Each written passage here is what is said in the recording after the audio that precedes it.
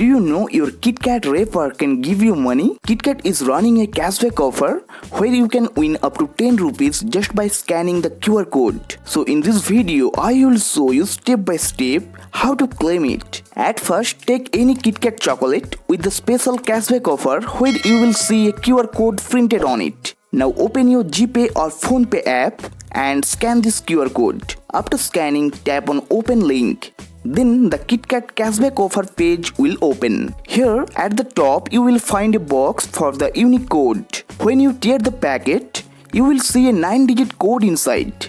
So type that same code here. After that, type your name, email ID and mobile number.